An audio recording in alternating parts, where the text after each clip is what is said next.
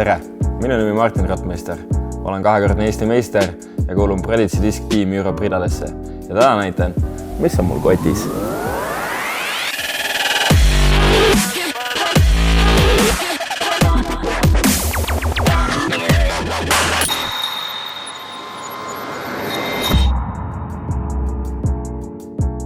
Aga hakkame putteritest pihta. 6 putterit kokku. Kõik putterid on mul 300 plastikust. Alustame vast oma lemmikputterist PA2.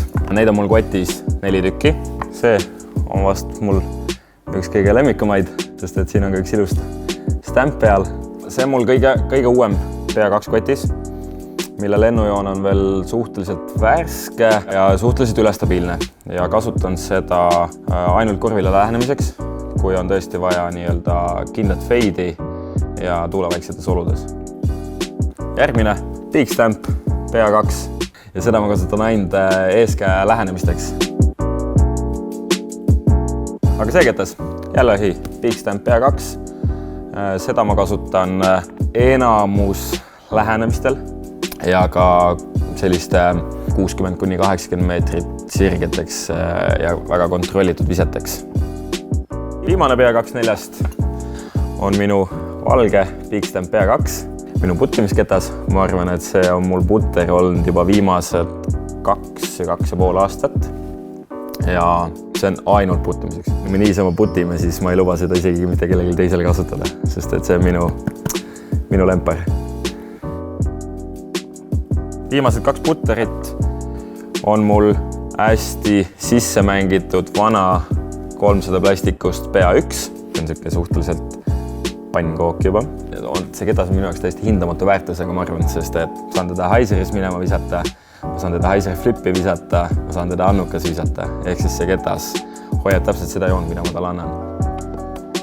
Viimaseks putteriks on mul PA4.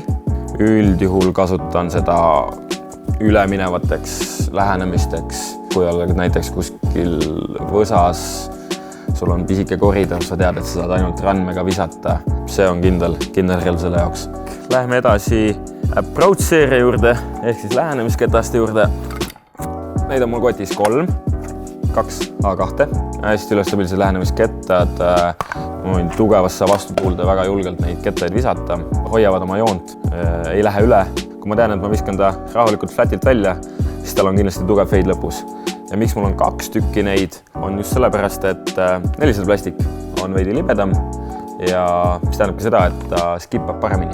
300 plastik on sees selline kummisem, mõnusam ja haakub maapinnaga palju paremini, ehk siis on hästi minimaalne skip. Järgmise A-seeria kettana on mul kotis A4. A4 on siis õrnalt alastabiilne lähenemisketas. Peamiselt kasutan seda pikemateks fore lähenemisteks. Ma võin talle isegi kerge nurga peale anda. Ta hoiab oma joont, kui ta tuleb lõpus kindlasti tagasi. Nii, läheme midarite juurde. Kotis 5 tükki. Hakkame kõige kangematest pihta. M1 750 plastikust. Mega kange, mega ülestabiilne. Ma arvan, et see on mu kotis olnud circa 2 aastat juba. Siiamaani samasuguse lennuga. Kannatab vastu tuult, hoiab oma joont väga kenasti ja selle juures omab endiselt veel väga korraliku lõpufeidi. Järgmisena 200 plastikust M2. Väga mõnus, kummine, hästi hea gripp. Kindlasti võrreldes teiste plastikutega on selline veidi alastabiilsem, nii et sellepärast sai valitud 200 M2, et kuna sellel ma teadsin, et on hästi mõnus sirge lennujoon. Järgmine ketas, just selle sama kettaga, 400 M3.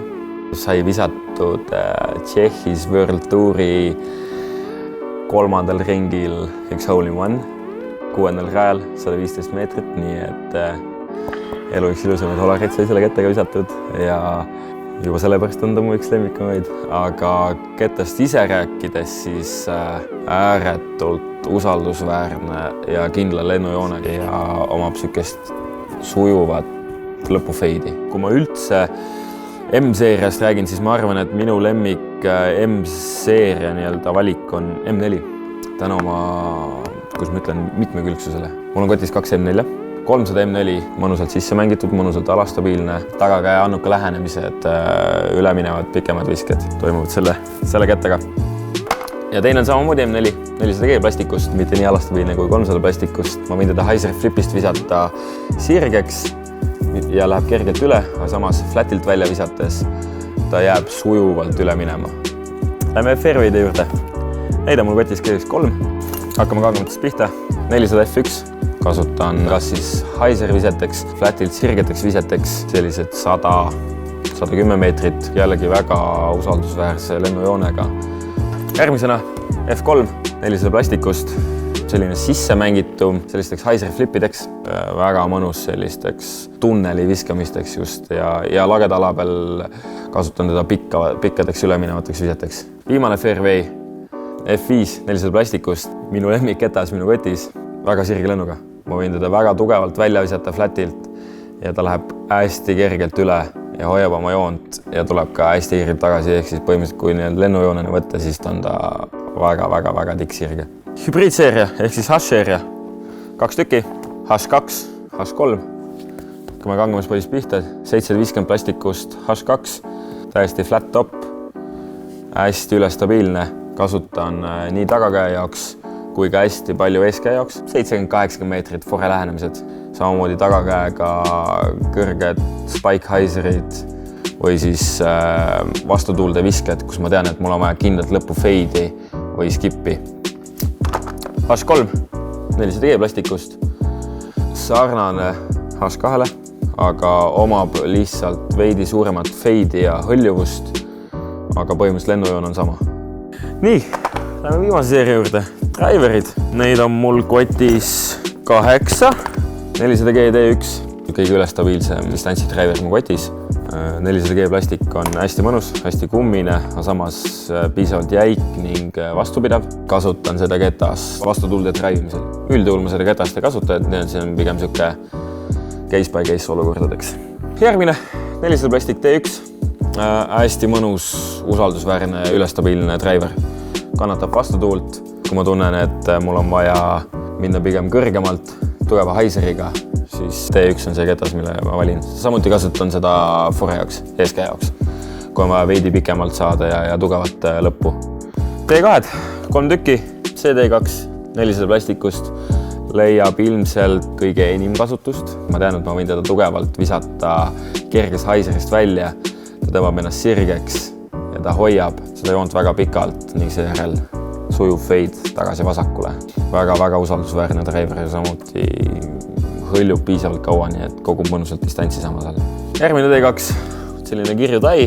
Kui see eelmine punane D2 mul läks kergelt üle, siis see D2 kindlasti üle ei lähe, hoiab oma joont ja omab sellist sujuvat feidi lõpus. Samuti on hästi hea hõljuvusega, nii et kui on vaja kas või kõrgelt sellist flati viset nii-öelda kõrgele ajada, millel on siis Hyzer selline lõpp, siis see ketas on sellist asja tooks. Üks värskemaid poisse kotis on Proditsi Disc Core tiimi D2, 450 plastikust, ääretult mõnusa gripiga ketas. Selle kettaga visata pikki vasakule minevaid Hyzerid ei ole mitte mingisugune probleem, see ketas lihtsalt hõljub.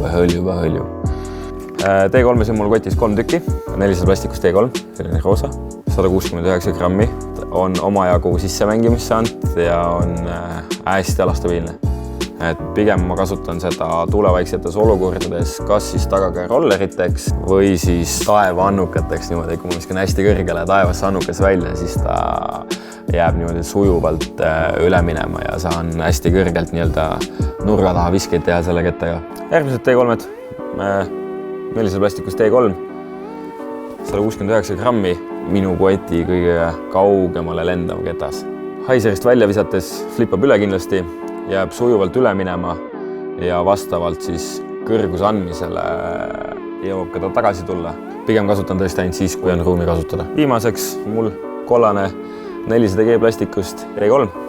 Kergest Hyzerist välja visates flipab ülesse, läheb üle, kuid kindlasti tuleb tagasi. Üks mu lemmikumaid kettaid. Nii, ütleks, et ketastega ongi kõik. Vaatame kiiruga, mis mul veel kotis on. Alati markerid, kotis 3 tükki, kunagi ei tea, millal vaja võib minna.